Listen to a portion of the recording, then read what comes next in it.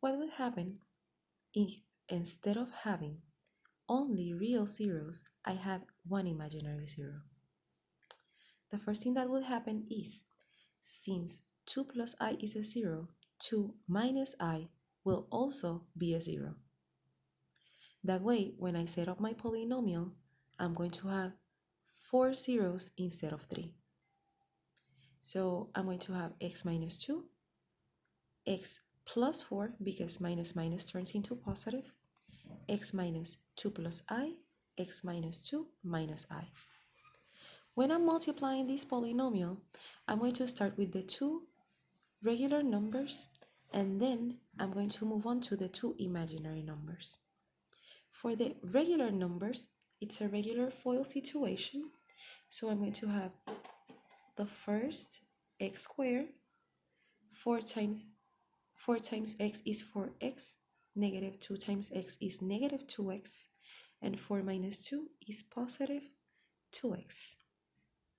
Negative 2 times 4, negative 8. Now, for the imaginary parts, I am going to set it up a bit differently to make it easier for me to figure it out. Instead of x minus 2 plus I am going to place the parenthesis around the x minus 2. And the same for the other term. So I have x minus 2 plus I, x minus 2 minus I. This is a sum and difference pattern that I can use the formula a minus b parenthesis a plus b turns into a squared minus b squared, where a is x minus 2 and b is I. So that's going to give me x minus 2 squared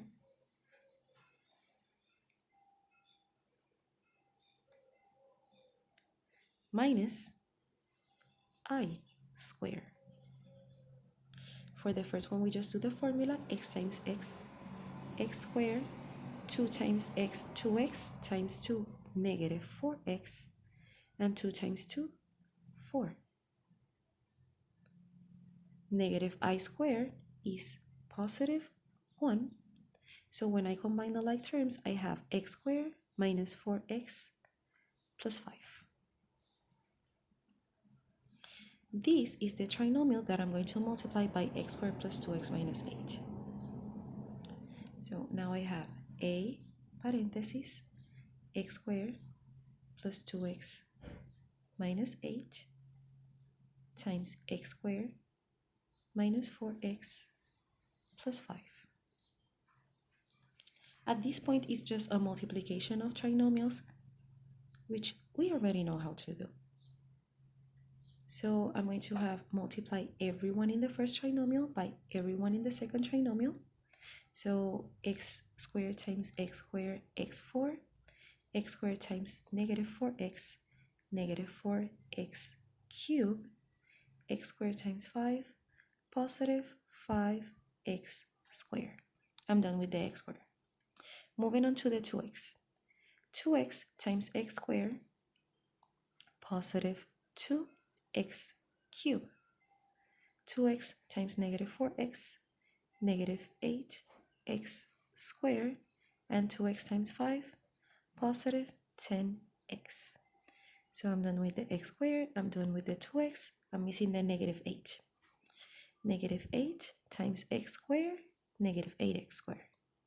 Negative 8 times negative 4x, negative 32x, and negative 8 times 5, negative 40. Now I'm going to combine all of the like terms without forgetting about my a, and my polynomial will be x to the power of 4 minus 2x cubed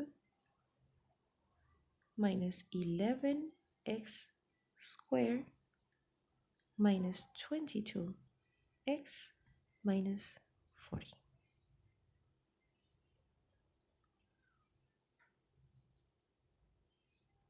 We're done.